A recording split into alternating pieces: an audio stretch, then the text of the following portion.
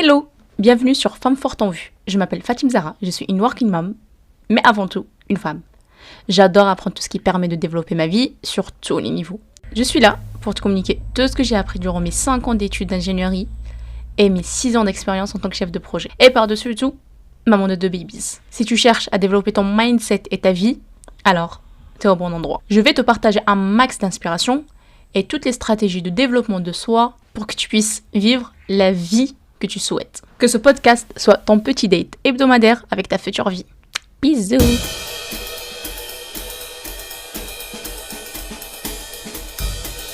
Hello, c'est Fatim Zahra, encore moi. Oui, vous avez oublié. On a un petit rendez-vous chaque mercredi ensemble. On va partager un peu des petits tips, conseils et inspirations pour nous booster pour la semaine. Je sais, généralement, les mercredis, c'est la journée où on est un peu en bad mood. Donc voilà, c'est l'objectif de ce podcast. Je vais pas te mentir, cette fois-ci, je savais pas trop de quoi je parlais. Puis je me suis dit, vas-y Fatim Zahra, pose-toi, allume-toi les quelques bougies et regarde un peu ce qui se passe sur les réseaux sociaux. Donc un peu comme toi, j'étais en train de scroller un TikTok, Instagram. Et avec les vacances d'été, j'ai remarqué qu'il y a pas mal de jeunes ou de couples maintenant en fait qui partagent leur story love, on va dire. Et la plupart, en fait, ils avaient mon âge, voire beaucoup plus jeunes que moi.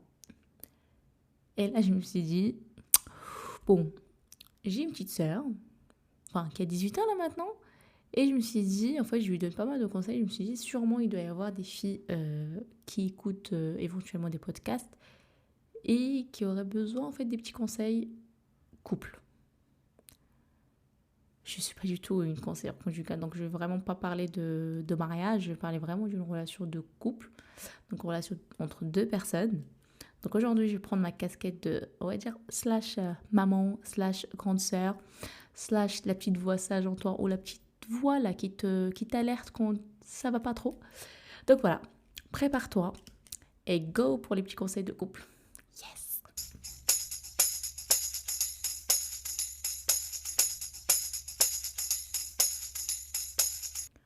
On va commencer par définir ton projet. Je parle tout le temps en mode gestion de projet. J'ai du mal un peu à me détacher de ma casquette de chef de projet. Mais en fait, l'objectif est là pour définir ce que tu souhaites réaliser ou la vie que tu souhaites avoir. Donc généralement, si tu veux réaliser quoi que ce soit dans ta vie, en fait, il faut se poser certaines questions, à savoir qui, pourquoi, où, comment. Donc qui, ça concerne la personne avec qui tu souhaites te mettre en couple. Pourquoi, la raison pour laquelle tu souhaites te mettre en couple. Où c'est l'endroit où tu veux éventuellement rencontrer cette personne. Comment, par quels moyens du coup vous voulez se mettre en couple. Ou plutôt définir en fait la relation. Donc les limites de la relation. Avant de te passer ou de te communiquer des pistes pour répondre à ces questions, je vais commencer déjà par te dire que les histoires de couple ou les petites stories, enfin réelles, TikTok que tu vois sur les réseaux sociaux, c'est absolument pas la vraie vie. C'est fait juste pour avoir des followers ou de l'engagement, enfin bref, juste pour augmenter leur communauté. Donc indirectement, ils essaient de vendre du rêve. Donc en vrai, ils projettent juste la vision que vous voulez avoir d'un couple. Donc grosso modo, toi aussi tu peux faire la même chose avec ton compagnon, au futur compagnon. Ça ne veut pas forcément dire que c'est la vraie vie. En moins là, c'est dit, tu sais que ce qui se passe sur les réseaux sociaux, c'est pas la vérité, c'est pas la réalité.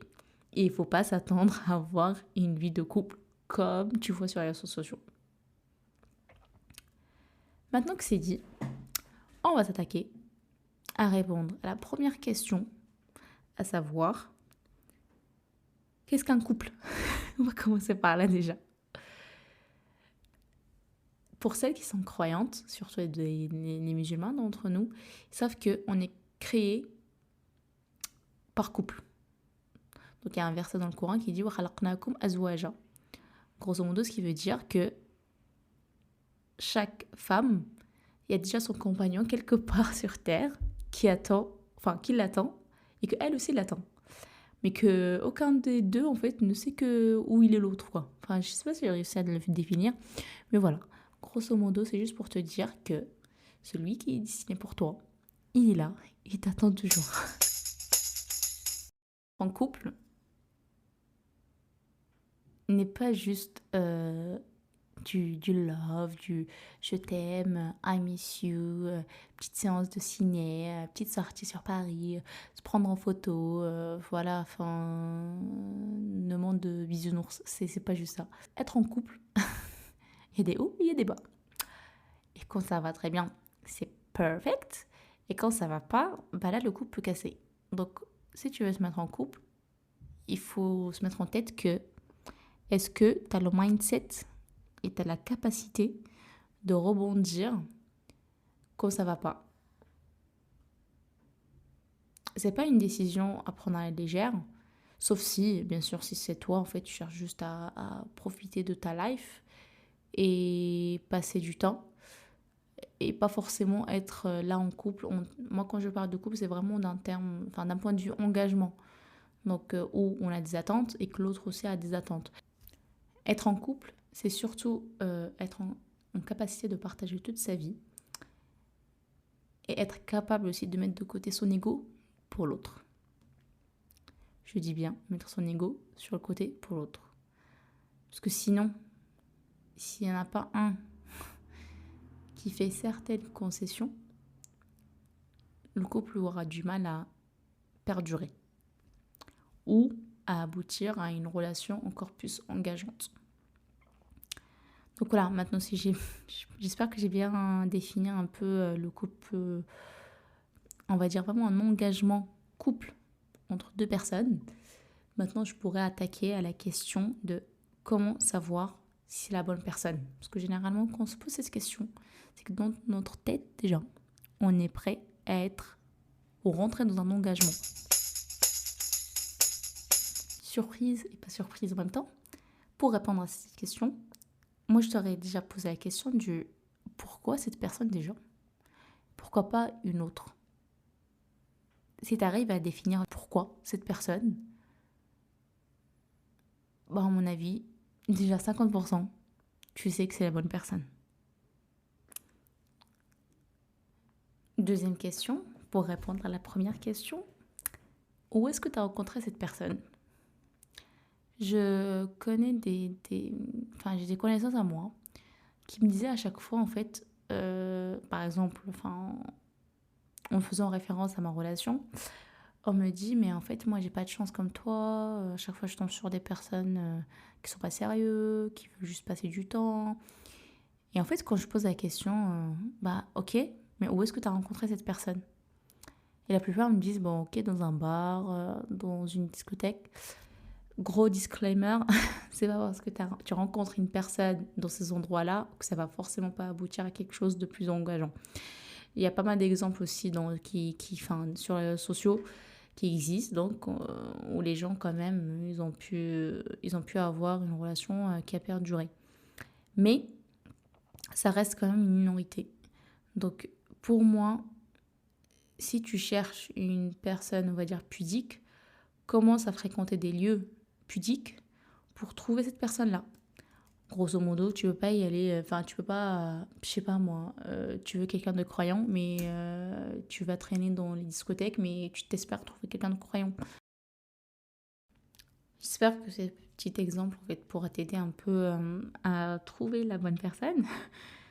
Puis, pour savoir si c'est la bonne personne,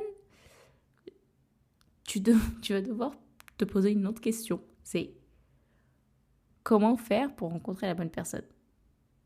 Ou pour savoir si c'est la bonne personne? Moi, je t'aurais dit, c'est pas juste je t'aurais dit, mais en fait, c'est connu. La communication est la clé.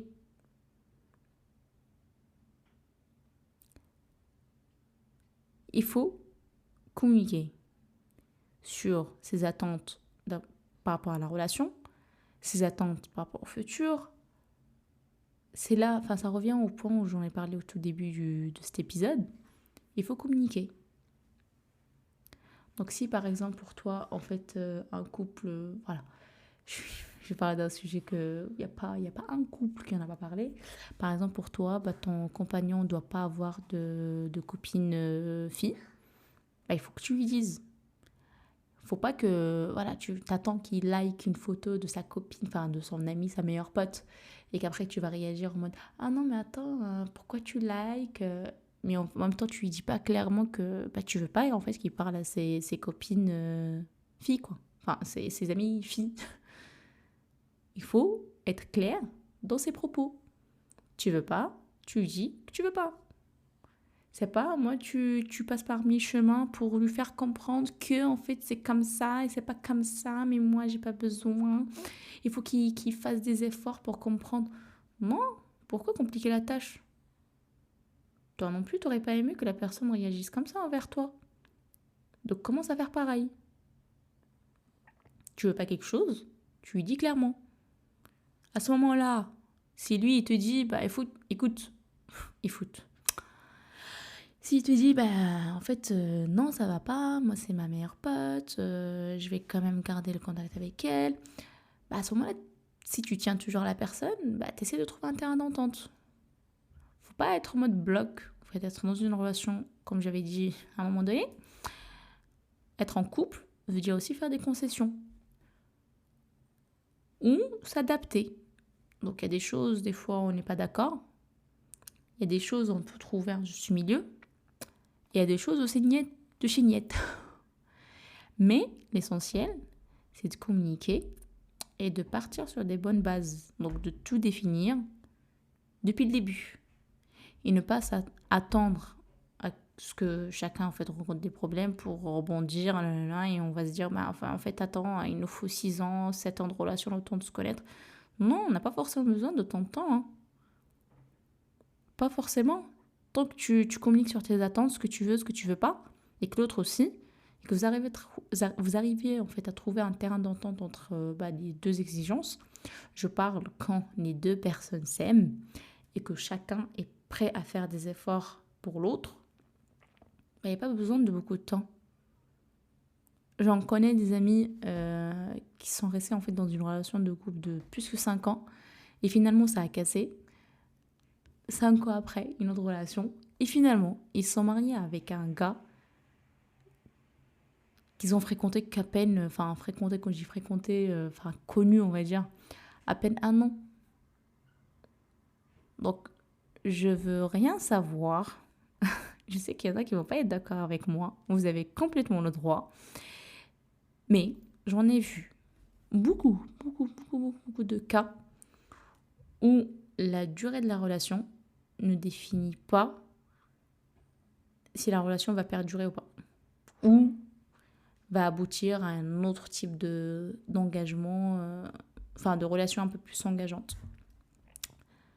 Donc voilà, commence par définir les bases. Si la personne elle est d'accord et que tu vois qu'elle fait des efforts pour toi, pour moi, c'est la bonne personne. Il faut se dire aussi, il faut se mettre quelque chose en tête. Si tu cherches à trouver la bonne personne, il faut que tu sois capable d'être la bonne personne pour quelqu'un d'autre aussi. Donc à être prête à faire des efforts, des concessions, et vice-versa. Big warning. Quand je dis concession, c'est pas forcément obligatoire pour chaque relation.